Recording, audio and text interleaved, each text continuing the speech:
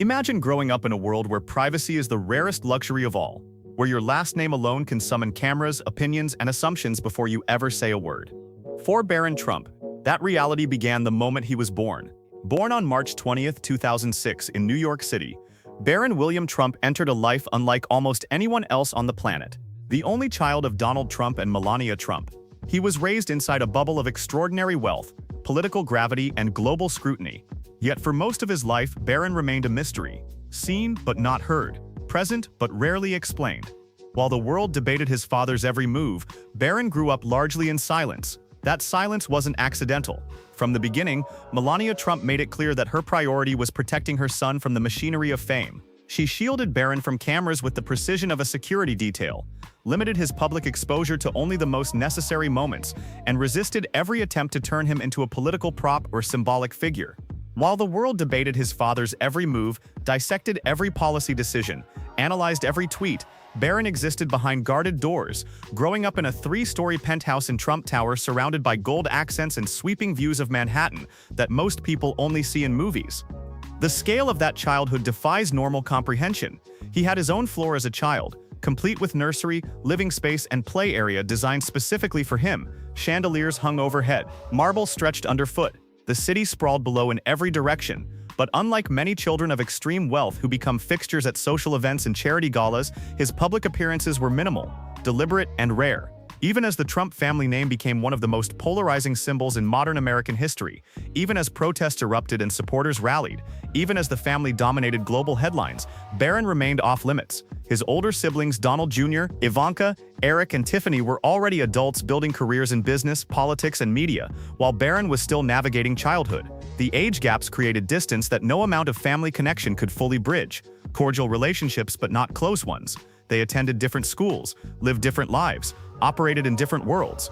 He was growing up alone in ways that had nothing to do with wealth and everything to do with circumstance. The unique isolation that comes from being the only child in a family already famous before you were born. Education became his anchor in a world that constantly shifted around him. Barron attended Columbia Grammar and Preparatory School in New York City, one of the most prestigious private institutions in the country. Academic rigor defined the environment. Elite expectations shaped the culture. He gravitated towards subjects requiring structure and logic, math, science, technology, areas where answers existed, where problems had solutions, where excellence could be measured objectively rather than through the subjective lens of public opinion. Soccer and robotics filled his extracurricular time, normal interests for an abnormal life, moments where he could simply be a student rather than a symbol. Then 2017 arrived and changed everything in ways nobody fully anticipated. When Donald Trump became president of the United States, Barron became the first son living in the White House since John F. Kennedy Jr. in the early 1960s. The historical parallel was noted immediately. But even then, even with the weight of that precedent, Melania delayed the move to Washington, letting him finish his school year in New York first. Stability over symbolism. Always. The decision drew criticism from some quarters, but she remained unmoved. Her son's education and emotional well-being took precedence over political optics. Once in Washington, he transferred to St. Andrew's Episcopal School in Maryland, a private institution known for its holistic educational philosophy and commitment to developing the whole student rather than just academic achievement. Despite intense media interest, despite photographers waiting outside, despite the constant awareness that the president's son walked those halls, his daily life remained remarkably private. No interviews granted, no social media presence created, no curated public image manufactured for consumption. The restraint only fueled curiosity, as restraint always does in a culture addicted to oversharing. As Barron grew older, attention shifted from his childhood to his future, from who he was to who he might become. His height alone, towering at around 6 feet 9 inches, made him impossible to miss at public events. Combined with a reserved demeanor, tailored style, and the bearing of someone far older than his years, he began drawing comparisons to a young aristocrat rather than a typical celebrity child. He moved through crowds with careful awareness, always conscious of cameras, always maintaining the controlled presence his mother had taught him. Unlike many of his peers, unlike the children of other wealthy and famous families, Barron avoided the influencer route entirely. No TikTok fame documenting his daily life. No Instagram branding turning his image into commerce. No YouTube channel offering glimpses behind the curtain. Instead, reports suggested growing interest in economics, technology, and business strategy. The practical subjects that build empires rather than the performative ones that build followers. Eventually, he enrolled at New York University's Stern School of Business, one of the most competitive business programs in the world, consistently ranked among the top undergraduate business schools globally, studying economics and leadership, preparing for a future inside or adjacent to the Trump organization, but not as a loud figurehead demanding attention, as a strategist working behind the scenes, making decisions rather than making noise. Those close to the family described him as trilingual, fluent in English and Slovenian thanks to his mother's heritage, with working knowledge of French acquired through years of private tutoring. His interests leaned toward computer programming, model building, and technology design. Different from the traditional image of a billionaire heir focused on golf courses and real estate deals, quieter, more deliberate, more interested in how systems work than in being seen working them. Luxury still surrounded him, of course, in ways most people struggle to comprehend. Trump Tower remained home base, that massive golden monument to excess in the heart of Manhattan. Mar-a-Lago in Florida offered warm weather escape, its Mediterranean-style architecture and sprawling grounds providing space that even wealth can't buy in New York. Estates in New York's Hudson Valley and properties in the Caribbean added options most people don't have for a weekend getaway. Access to private jets, including the Boeing 757 famously known as Trump Force One, meant commercial aviation was something other people dealt with.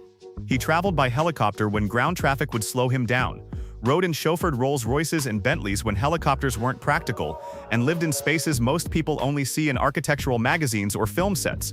The privilege was absolute and undeniable, but it came with costs less visible than the benefits. One element remained conspicuously absent from the public narrative, the one thing tabloids and gossip sites craved most desperately: his personal life. For years, Barron Trump seemed almost unreachable romantically. No confirmed relationships surfaced, no public dating history emerged, only vague rumors and unverified sightings that dissolved under scrutiny. Paparazzi tried. Gossip columnists speculated. Social media detectives analyzed every photo for clues, but nothing concrete ever materialized.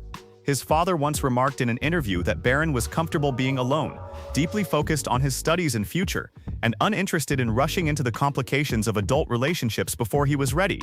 For most of his life, Barron Trump existed at a distance from crisis, protected by wealth, insulated by security, observing the world's problems from behind glass windows in golden towers. That changed in the early hours of January 18, 2026. The connection began the way so many modern relationships do, through a screen. According to court records later presented in the United Kingdom, Barron Trump met a British woman on social media months earlier. There was no announcement, no public acknowledgement. What developed was private, discreet, and invisible to the outside world. Barron would later describe the woman as someone I am very close with. Their conversations stretched across time zones. Messages arrived late at night. Calls happened when the world was asleep. According to testimony given in an East London courtroom, the frequency of those interactions became noticeable to the woman's boyfriend at the time. What began as concern evolved into tension, then jealousy, then something darker. That tension would eventually explode into violence. On the night in question, Barron initiated a video call from the United States. Routine at that point. He didn't expect it to be answered because of the time difference. When the connection opened, what he saw lasted no more than a second, but it was enough to trigger immediate alarm. The screen showed a shirtless man with dark hair, then the view abruptly flipped to the woman. That moment immediately raised red flags for Barron. The brief glimpse, the sudden switch, the woman's expression. Everything felt wrong. She had previously confided in him about ongoing difficulties with her boyfriend, tensions that were escalating, arguments becoming more frequent and intense. What he saw on that call confirmed his fear that the situation had escalated into something physical and dangerous. Instead of hesitating, Barron acted. From thousands of miles away, the 19-year-old contacted UK emergency services directly. He navigated international calling systems. He explained the situation to operators who initially struggled to understand why an American teenager was calling about a potential emergency in East London. He provided the address. He described what he'd seen and why immediate police response was necessary. He also alerted 2 friends in the United States, asking them to make additional calls to UK authorities. Multiple calls reached British authorities within minutes, each one reinforcing the urgency. British police were dispatched. What followed would later be dissected in court during a trial that would make Barron's private connection devastatingly public.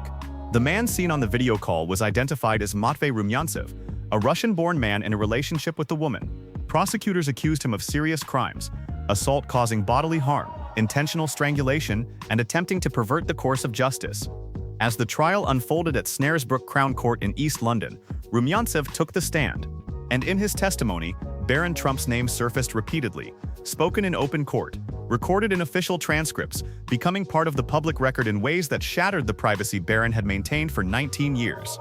Rumyantsev described discovering messages and calls between his girlfriend and Barron, late-night communications, frequent contact that suggested emotional intimacy. He told jurors that the closeness between them made him jealous in ways he struggled to control. He admitted it directly. "I can't say I wasn't jealous," he said in court. "I considered her actions towards him wrong. It wasn't fair either to him or to me." In one exchange presented as evidence, the woman had referred to Barron as sweetheart. According to Rumyantsev's testimony, that single word sparked a confrontation that spiraled into violence. The jealousy he'd been suppressing erupted. The situation escalated beyond argument into assault.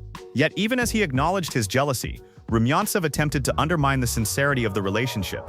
"She was frankly leading him on," he told the jury, suggesting Barron was a naive victim of manipulation. The implication was clear.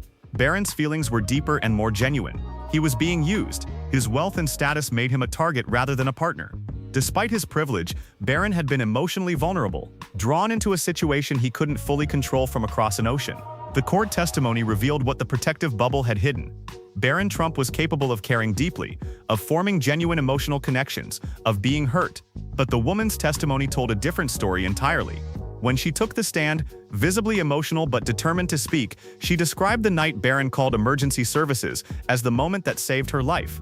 Not hyperbole. She confirmed that she had previously told Barron about ongoing difficulties with her boyfriend. She described fear that had been building for weeks, isolation that made her feel trapped, violence that was escalating. And she confirmed, unequivocally, that help arrived because Barron acted when she couldn't act for herself. The image that emerged in court was instinct. A young man recognizing danger through a screen and choosing intervention over silence, choosing to risk embarrassment, international complications, and personal exposure rather than ignore what he'd seen. The Crown Prosecution Service released portions of the emergency call transcript. Barron's voice came through clearly on the recording played in court. Calm despite the urgency, direct in his explanations, concerned but not panicked. He explained how he knew the woman. He described what he had seen. For years, critics had speculated about his character based solely on his last name, making assumptions about privilege and detachment. Supporters had idealized him as a symbol, projecting their own hopes onto someone they'd never met. For Barron, this episode marks a turning point he never sought, not because it brings him into the spotlight. That's the last thing someone who has spent 19 years avoiding attention would want, but because it reveals who he is when no one is watching. As Barron Trump continues growing into adulthood, the public will inevitably project expectations onto him. Wealth because he was born into it, legacy because his name carries it, authority because his family has wielded it. But this moment, unscripted, unplanned, deeply personal, and now devastatingly public, may define him more than any title, position, or inheritance ever could. Not as a symbol of privilege looking down on the world from Trump Tower's golden heights, but as proof that even from the shadows of the most protected life imaginable, choices still matter. Character still reveals itself when tested. And sometimes the most important thing a person can do is simply notice when someone needs help and provide it without hesitation. So what's your take on Barron Trump's lifestyle, wealth, and the growing mystery around his private love life? Let us know in the comments, smash that like button, and subscribe for more exclusive stories you won't hear anywhere else. See you next time.